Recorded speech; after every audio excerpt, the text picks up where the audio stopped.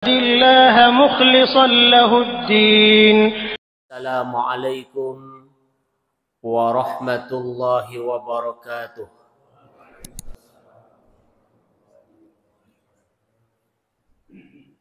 إن الحمد لله نحمده ونستعينه ونستغفره ونعوذ بالله من شرور أنفسنا ومن سيئات أعمالنا. من يهد الله فلا مضل له ومن يضلله فلا هادي له. أشهد أن لا إله إلا الله وحده لا شريك له وأشهد أن محمدا عبده ورسوله لا نبي بعده. اللهم صل على سيدنا محمد صلاة وسلاما دائمين متلازمين إلى يوم القيامة. Pertama-tama kita panjatkan puji dan rasa syukur kita kehadirat Allah Subhanahu wa taala. Alhamdulillah atas nikmat sehat dan panjang umur, nikmat sempat yang Allah berikan kepada kita. Alhamdulillah kita masih bisa menjalankan tugas-tugas dan kewajiban kita untuk senantiasa bisa berbakti dan mengabdi sujud kepada Allah melalui kegiatan-kegiatan ibadah kita. Salah satunya adalah kegiatan sholat maghrib berjamaah, dilanjut dengan kegiatan kajian setiap Ahad setelah sholat maghrib. Salawat serta salam semoga selamanya Allah Subhanahu wa taala selalu mencurah limpahkan kepada baginda kita Habibana wa Nabiyana Muhammad sallallahu alaihi wasallam, pada keluarganya, para sahabatnya, para tabi'in, para tabi'it tabi'in, sampai kepada kita semua. Mudah-mudahan kelak kita mendapatkan syafaatul udma di yaumil zaja. Amin ya rabbal alamin. Hadirin rahimakumullah, alhamdulillah tidak terasa di malam hari ini kita sudah menginjak di makalah yang ke-14, al-maqalatur rabi'ata asyarah. Hadirin rahimakumullah, di makalah yang ke-14 ini ada 3 pesan yang terdapat dalam kitab Nashihul Ibad karangan Imam An-Nawawi Al-Bantani.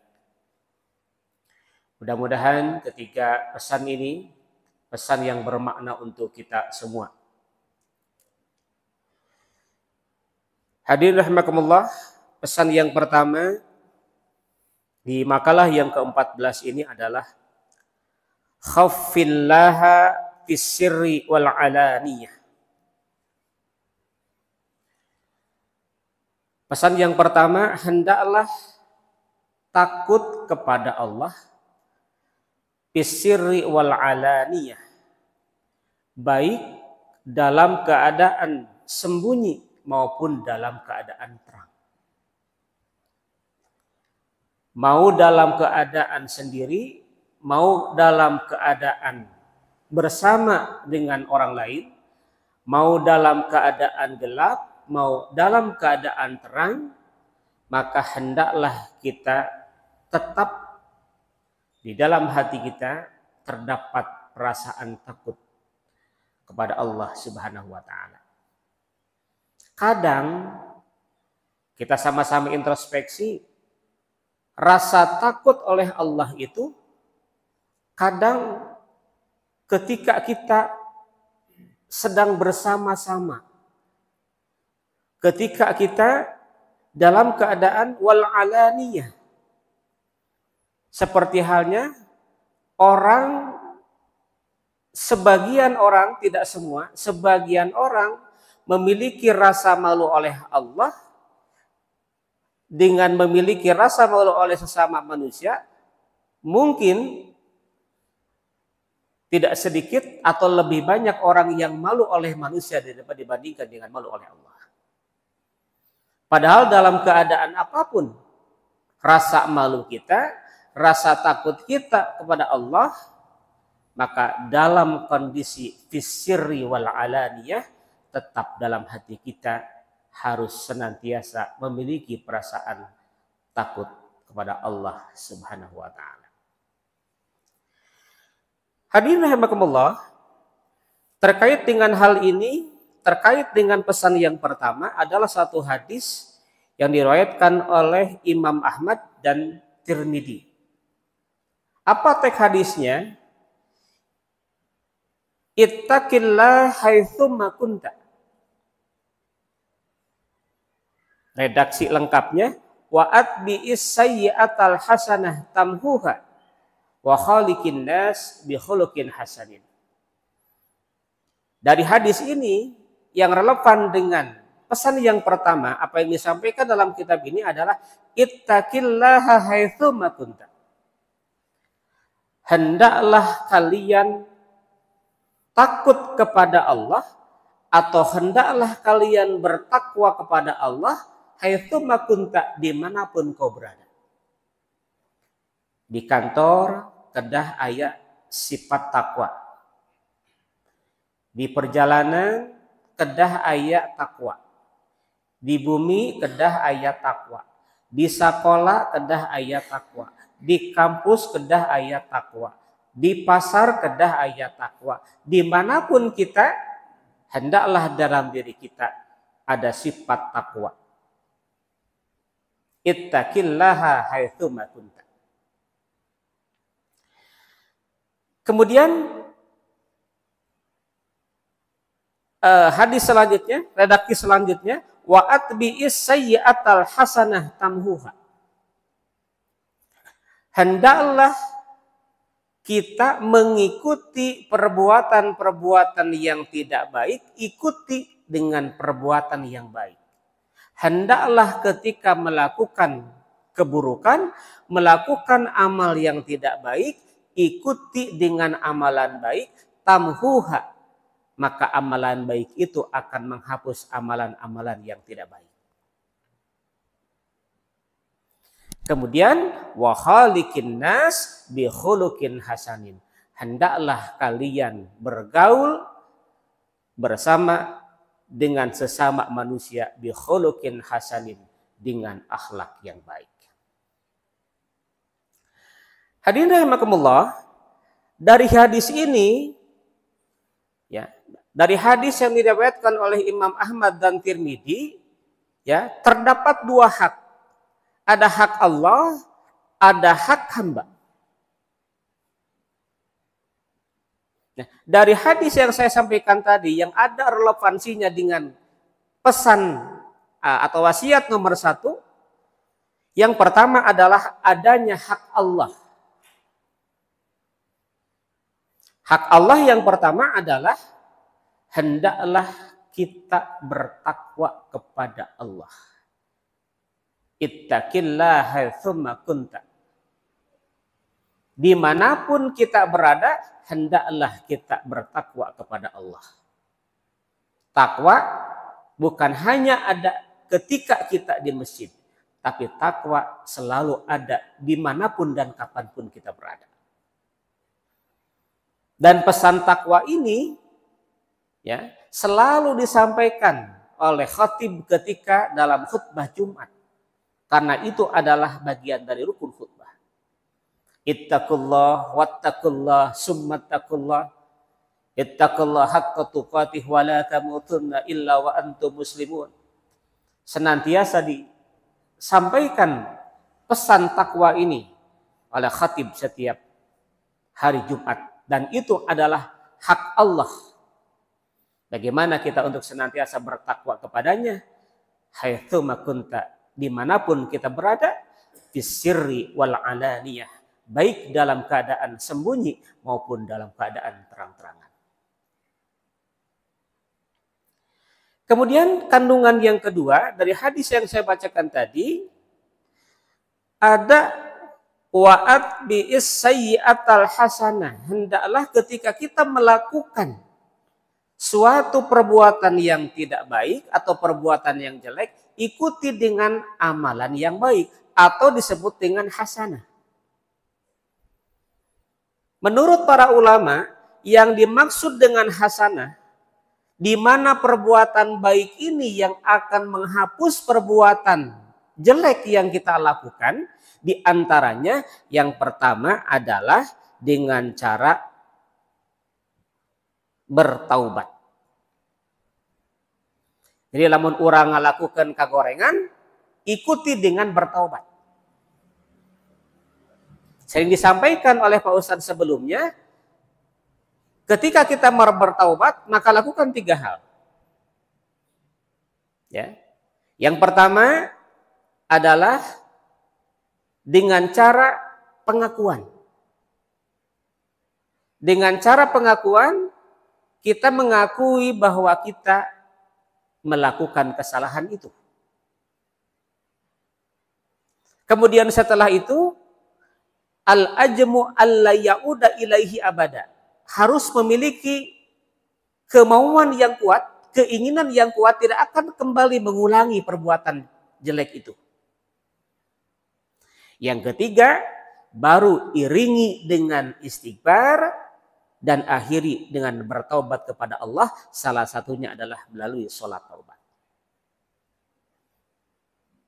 Jadi yang pertama, perbuatan baik dapat dihapus dengan perbuatan jelek, perbuatan buruk, perbuatan jahat bisa dihapus oleh perbuatan baik. Salah satunya dengan cara yang pertama adalah dengan cara bertaubat.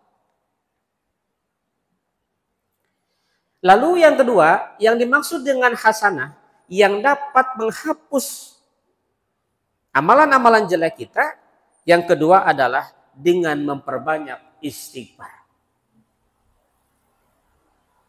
Kullu bani Adam khata'un wa khairul khata'in at-tawwabun. Setiap manusia dipastikan pernah melakukan kesalahan, wa khairul khata'in at-tawwabun, dan sebaik-baiknya orang yang melakukan kesalahan, dia mau memperbaiki kesalahan itu dengan cara bertaubat dan memperbanyak istighfar, permohonan ampun kepada Allah Subhanahu wa taala. Tidak ada manusia yang sempurna, siapapun, tidak terkecuali kita. Kemudian selanjutnya yang ketiga, hasanah, amalan yang baik yang dapat menghapus amalan jelek dengan cara mencintai Allah Subhanahu wa taala. Kumaha carana untuk mencintai Allah? Dengan cara al-imtithalu awamirillah wajtinabu nawahi.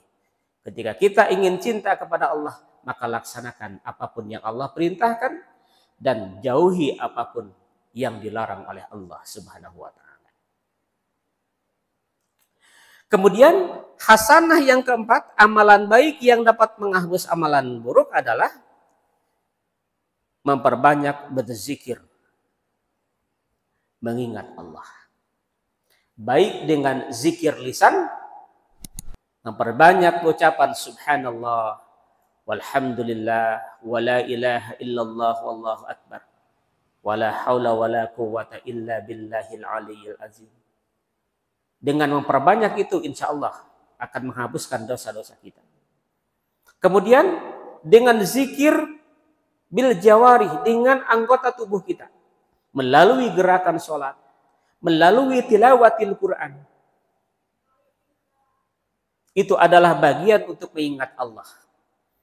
Ataupun dengan cara bertafakur, mengingat Allah melalui bertafakur, mentafakuri ayat-ayat kebesaran Allah, baik itu ayat Qur'aniyah maupun ayat kauniyah. Dan kemudian yang selanjutnya, yang kelima, amalan soleh yang dapat menghapus amalan-amalan jelek adalah dengan selalu mengharap rahmat dan kasih sayang Allah. Kasih sayang Allah itu dalam hadis itu 99. Satu baru Allah turunkan ke muka bumi ini untuk seluruh umat, seluruh makhluk Allah. Sisanya Allah akan berikan di akhirat. Oleh sebab itu, maka kita harus selalu memperbanyak mengingat Allah. Kemudian kita memperbanyak mengharapkan rahmat dan kasih sayang Allah. Itu kandungan hadis yang kedua. Wa atbi'is sayyi'atal hasanah tamhuha. Maka ikuti amalan-amalan buruk dengan amalan-amalan yang baik, karena amalan baik itulah yang akan menghapuskan amalan-amalan yang buruk. Nah, kemudian wa khaliqin nas bi khuluqin hasan. Dan pergaulilah manusia dengan akhlak yang baik. Bergaul dengan akhlak yang baik. Di pertemuan sebelumnya kita pernah membahas ya tentang adab, tentang etika, tentang akhlak. Ya. Di makalah yang sebelumnya ada 3 pesan, ya, saya ingatkan kembali dari salah satu akabirit tabi'in, dari tokoh tabi'in yang namanya Hasan Basri. Ya. Saya coba ingatkan kembali terkait dengan hal ini, wa khaliqin nas bi khuluqin hasanin. Bagaimana kita untuk menjaga akhlak? Ya, menjaga akhlak, menjaga etika, menjaga adab. Ya. Dan ini adalah bagian dari perintah dari Rasulullah. Kata Imam Hasan Basri dalam makalah sebelumnya, man la adaba lahu la ilma lahu. Orang yang tidak beradab, orang yang tidak beretika, orang yang tidak berakhlak, maka dia adalah orang yang tidak berilmu. Masih ingat? Itu bulan yang lalu saya sampaikan. Jadi betul adab adalah di atas ilmu. Catat. Ya. Adab itu di atas ilmu. Berapapun banyaknya dia punya ilmu, kalau tidak punya adab, tidak punya akhlak, tidak punya etika, maka dia dikatakan orang yang tidak berilmu. Dan dalam penjelasan kitab ini di pertemuan sebelumnya, man la adaba lahu illallah wa ilal khalqi la ilma lahu. Artinya orang yang tidak beradab, orang yang tidak punya akhlak, tidak punya etika kepada Allah dan kepada sesama, maka dia dikatakan orang yang tidak berilmu. Jadi kalau di mending-mending, kajian teing ilmu biasa, tapi etika di atas segalanya. Karena tidak sedikit orang yang berilmu, tapi tidak punya akhlak, tidak punya etika, tidak punya adab. Tidak ada apa-apanya bagi dia ilmunya. Hadirin rahimakumullah. Di pertemuan itu dijelaskan salah satunya adalah terkait bagaimana akhlak kepada sesama. Wa khaliqin nas bi khuluqin hasanin. Hendaklah kita bergaul dengan sesama, berakhlak terhadap sesama dengan akhlak yang baik. Nah, bentuk akhlak itu diantaranya adalah yang pertama, tidak mengganggu orang lain dalam bentuk apapun.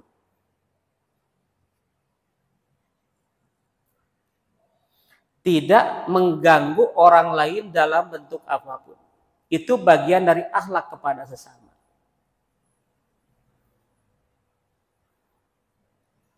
Kadang tidak sedikit orang yang ketika bergaul bersama, ya, tapi selalu menyinggung perasaan orang lain, kadang kata-katanya selalu menyakiti orang lain.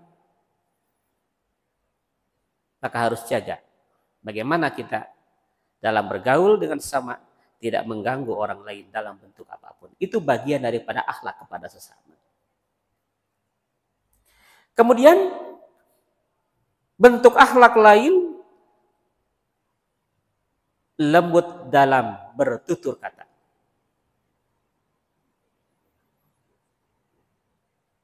Adalah satu keterangan, salamatul insan fi hifdzil lisan. Nanti ada di keterangan di bawah. Kadang selamat dan tidaknya manusia tergantung bagaimana bisa tidaknya menjaga lisan kita.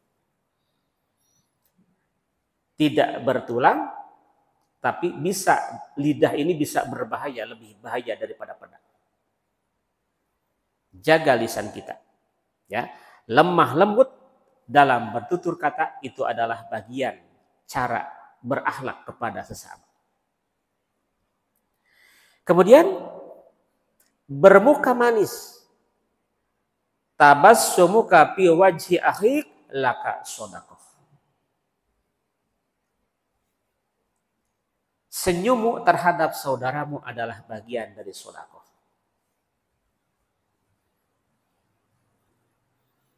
Jadi ada pilihan.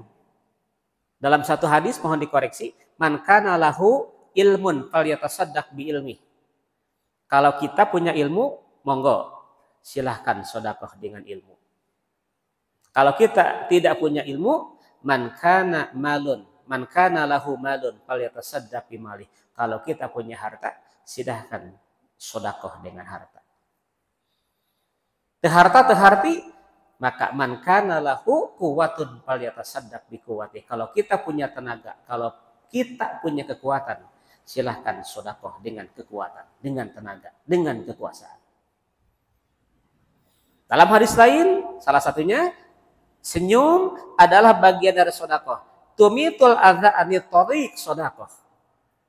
Di jalan aya duri diamankan, dikasihkan, eta oge bagian dari sedekah. Banyak hal yang dapat kita lakukan. Nah, kemudian bentuk lain, bentuk akhlak kepada sesama adalah bersapa ketika kita bertemu. Rasul memberikan satu nasihat dalam hadisnya, absus salam, sebarkan salam. Pernah saya sampaikan, absus salam, sebarkan salam dalam dua makna. Absus salam bisa memang kita harus menyebarkan salam secara ucapan assalamualaikum, ya, dengan ucapan assalamualaikum. Yang kedua, absus salam, sebarkan kedamaian. Itu adalah juga bagian dari menyebarkan salam. Minimal kalau belum terbiasa, bagaimana kita bersapa ketika kita bertemu. Karena ketika kita bersapa, ya, ketika bertemu kita saling bersapa, itu adalah bagian salah satu untuk menumbuhkan ikatan emosional di antara kita. Dan beda kalau kita bertemu, tak pernah bersapa, tak pernah nanya, tak pernah ditanya. Ya, bagi kita ada sesuatu yang salah. Ya. Ucapkan assalamualaikum, kita bersapa, itulah bagian dari ajaran Islam. Dan itulah salah satu Islam mengajarkan bagaimana untuk kita berakhlak melalui absus salam, penyebaran salam, baik dengan ucapan assalamualaikum maupun dengan ucapan menyebarkan kedamaian di antara kita. Hadirin rahimakumullah, itu yang pertama. Terkait dengan pesan di makalah yang ke-14 ini, takutlah kalian kepada Allah, baik dalam keadaan sembunyi maupun dalam keadaan terang-terangan. Dan dijelaskan dalam hadis Tirmizi dan Imam Ahmad, ittaqillaha haitsuma kunta, bertakwalah kalian dimanapun, bertakwa kepada Allah dimanapun kalian berada. Ikuti amal jelek dengan amalan baik. Dalam surat Hud ayat 104 Allah menjelaskan, innal hasanat yudhibna syai'at. Sesungguhnya perbuatan-perbuatan baik akan menghapus perbuatan-perbuatan yang jelek. Dan selanjutnya wa khaliqin nas bi khuluqin hasanin. Hadirin rahimakumullah, kemudian pesan yang kedua.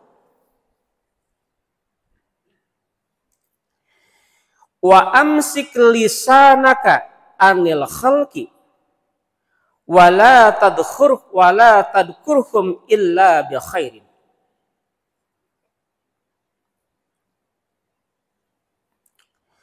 Wa amsik lisanak anil khalqi, jaga lisanmu terhadap makhluk, wala tadkurhum illa bi khairin, dan janganlah kalian bertutur kepada mereka illa bi khairin, kecuali mengajak kepada kebaikan. Masih ada terkait dengan tadi di atas, bagaimana kita untuk menjaga lisan kita. Hadirin rahimakumullah, terkait dengan pesan yang kedua ini, jaga lisanmu terhadap sesama dan jangan bertutur kata kepada mereka kecuali dengan kata-kata yang mengajak kepada kebaikan. Di antaranya adalah ada penjelasan pertama dalam surat Qaf ayat 18.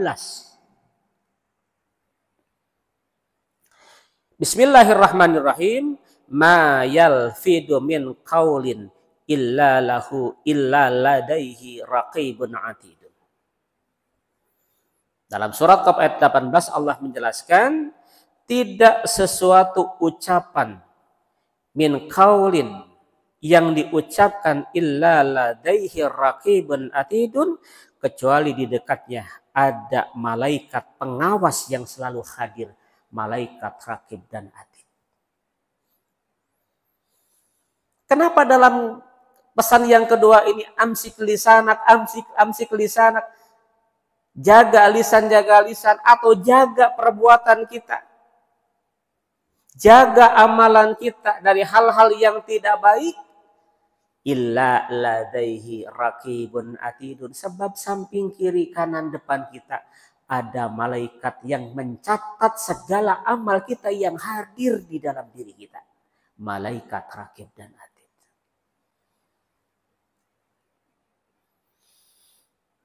Jadi kalau sudah ada sifat muraqabah dalam diri kita, selalu diawasi oleh CCTV-nya Allah.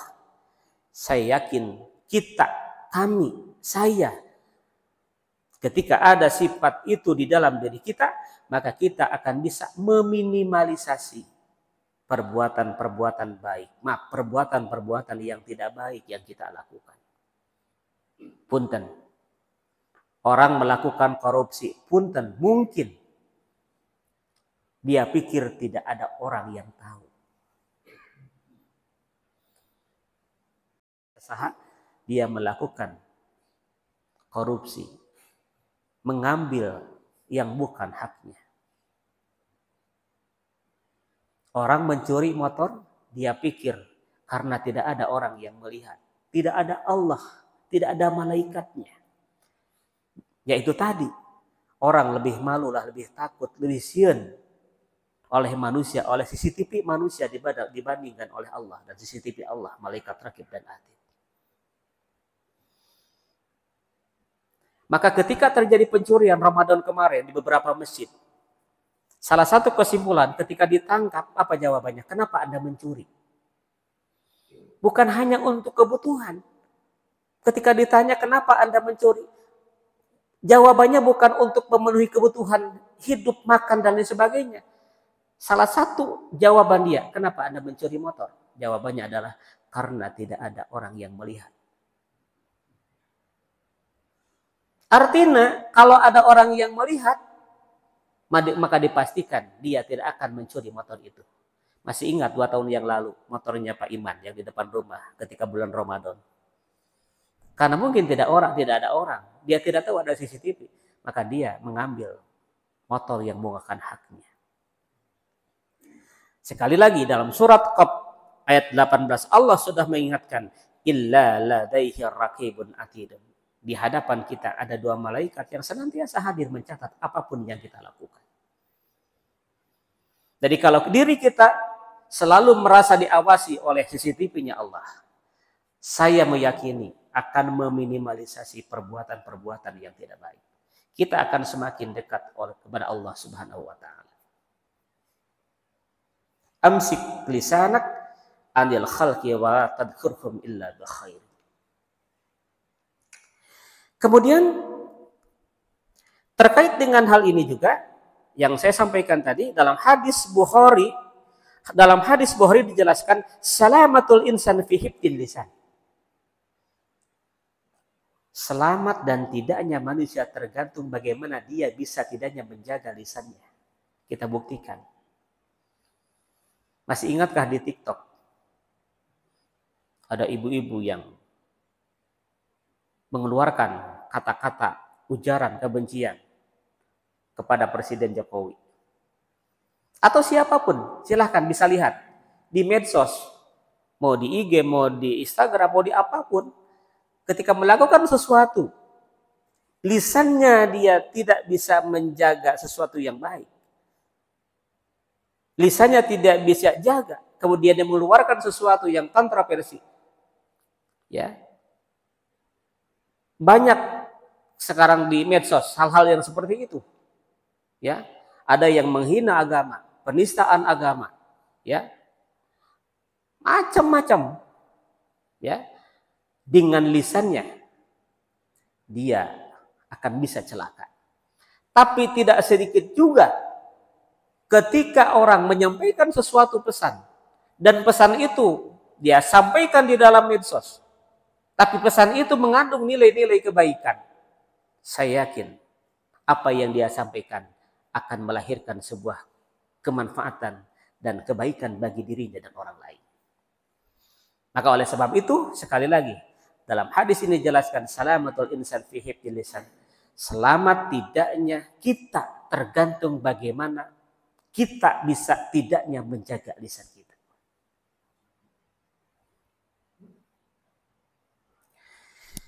Kemudian selanjutnya, dalam hadis Bukhari Muslim dijelaskan terkait dengan pesan yang kedua, amsik lisanak anil khalqi dan seterusnya, man kana yu'minu billahi wal yaumil akhir. Salah satunya adalah falyakul khairan aw liyasmut. Bagaimana kita untuk berbicara dengan pembicaraan yang baik kalau tidak lebih baik dia? Ya. Dan di lanjutan ayat ini juga barang siapa yang beriman kepada Allah, beriman kepada hari akhir, falyukrim daifah, muliakan tamu. Juga sudah dibahas di bab sebelumnya. Ini bagian bagaimana kita kembali ke atas wa khaliqin nas bi khuluqin hasanin. Jaga lisan, muliakan tamu, falyukrim jarah, dan muliakan tetangga. Subhanallah, luar biasa. Kita sebagai orang yang beriman kepada Allah, beriman kepada hari akhir, bagaimana kita untuk senantiasa jaga lisan kita, ya, hormati tamu, ya, dan bagaimana kita untuk bisa memuliakan tetangga. Hidup dengan tetangga atau hidup bertetangga susah mudah atau mudah susah. Orang mengatakannya seperti itu. Ya. Tidak sedikit, ya, karena perkataan yang mungkin sepele tetapi kadang menjadi perpecahan. Ya, teakur, tepatannya dengan tetangga karena sesuatu yang mungkin disengaja ataupun tidak. Itulah bagaimana kita pentingnya memahami tafahum, memahami bagaimana kita saling punya sifat tasamuh, ya, dengan tetangga. Hadirin rahimakumullah. Jadi pesan yang kedua adalah bagaimana kita untuk menjaga lisan kita. Dan jangan sampai lisan kita bertutur kecuali lisan kita selalu mengajak kepada kebaikan. Wal takum minkum ummati yad'una ilal khair. Jadilah kita umat terbaik, umat yang senantiasa mengajak kepada kebaikan. Hadirin rahimakumullah. Selanjutnya, di pesan yang kedua ini, kenapa kita harus menjaga lisan? Karena ada keutamaan kita dalam menjaga lisan. Kita akan mendapatkan keutamaan ketika kita bisa menjaga lisan. Dalam satu penjelasan dijelaskan, salasatun tajidu fil akli. Ada 3 keutamaan ketika kita bisa menjaga lisan kita. Ya, ada 3 yang dapat mencerdaskan akal kita, kata Imam Syafi'i.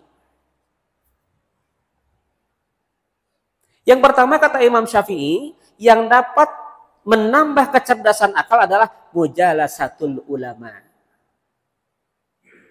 Resep ngariung jeung ahli ilmu. Subuh tadi ku ude terus dijelaskan terkait dengan mujalasatul ulama. Bagaimana kita bergaul dengan ahli-ahli ilmu. Ya, itu salah satu untuk menambah kecerdasan akal kita. Sabab lamun orang bodohnya jeung jalmi-jalmi anu bodoh, leheung lamun mereka kabawa pinter, kadang nu pinter kabawa bodoh. Jangan sampai terjadi seperti itu. Mujalasatul ulama, bergaul, ikut kegiatan seperti ini. Teu cukup ikut sholat berjamaah mungkul. Tapi bagaimana kita untuk menambah keilmuan kita? Sebab ibadah teh kedah ngangge ilmuna. Minggu kedua orang diajar fikih sunnah tentang fikih, tentang sholat, tentang puasa, tentang haji dan lain sebagainya. Minggu kedua tentang tahsin, ya, belajar tajwid dengan Pak Ustadz Janjan. Minggu ketiga kita belajar Nasiul Hibad, subhanallah luar biasa. Ditambah setiap kali subuh oleh Ustadz Dede, oleh Ustadz Haji Nasir. Ikuti kegiatan-kegiatan rutin berjamaah kita dengan ikut kajian. Mujalasatul ulama, bergaul dengan para ulama, bagian dari cara untuk menambah kecerdasan akal kita. Kemudian yang kedua kata Imam Syafi'i, agar akal kita cerdas, mujalasatus sholihin, singgaul jeung jelema-jelema anu soleh. Subuh kude dibahas. Bergaul dengan orang-orang yang soleh.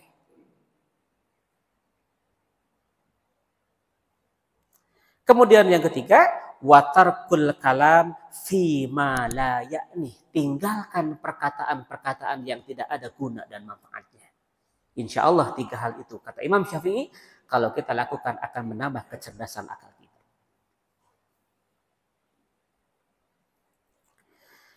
Hadirin rahimakumullah. Selain itu, selain menambah kecerdasan akal, keutamaan menjaga lisan yang kedua akan diberikan hati yang terang.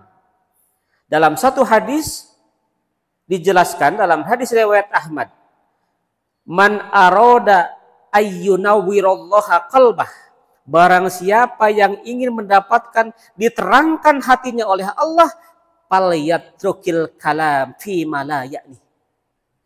Kalau hati kita ingin terang, tinggalkan ucapan-ucapan yang tidak ada nilai dan manfaatnya.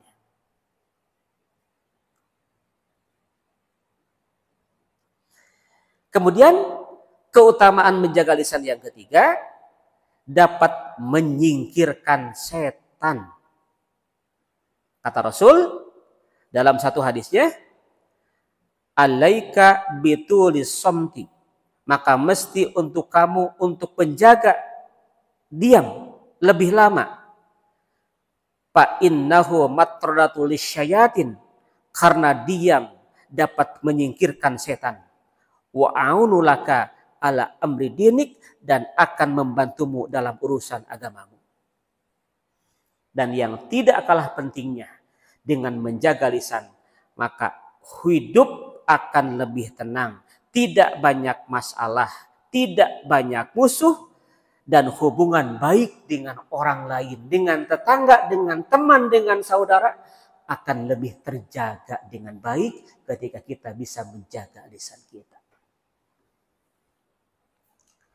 Terakhir, pesan yang ketiga dalam makalah yang ke-14 ini, wandur khubzaka alladhi ta'kuluhu hatta yakuna minal halal. Wandur khubzaka, ambillah rotimu alladhi ta'kuluhu yang kau makan hatta yakuna minal halal. Makanlah makananmu dari makanan yang halal,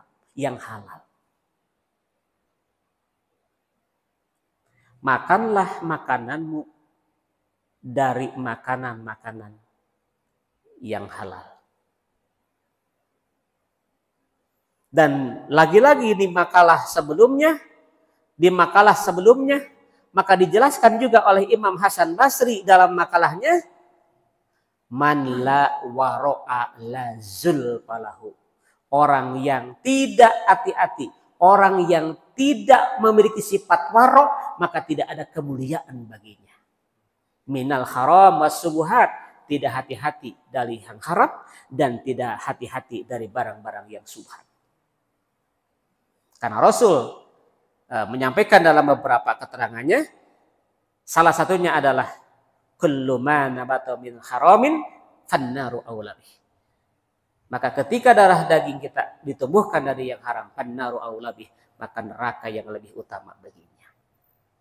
Hadirin rahimakumullah, dalam penjelasan ini artinya jaga perut dan jaga perut dari makanan dan minuman yang haram dan subhat. Ada salah satu salah satu doa yang sering disampaikan oleh Pak Ustadz, ya, salah satu doa agar kita dijaga dari hal-hal yang haram dan subhat, Allahumma kfina bihalalika an haramik wa agnina bifadlik amman siwak. Atau doa lain yang sering kita baca, Allahumma inna nas'aluka rizqan halalan wasi'an tayyiban mubarakan, dan seterusnya. Mudah-mudahan 3 pesan ini yang disampaikan di makalah yang ke-14 ada manfaatnya khusus untuk saya pribadi, umumnya untuk kita semua. Mudah-mudahan Allah berikan kekuatan, kemampuan dan kemampuan untuk senantiasa menjalankan nasihat-nasihat agama. Amin ya Allah ya Rabbal Alamin. Terima kasih atas perhatiannya. Mohon maaf atas segala kekurangannya. Billahi taufiq wal hidayah. Assalamualaikum warahmatullahi wabarakatuh.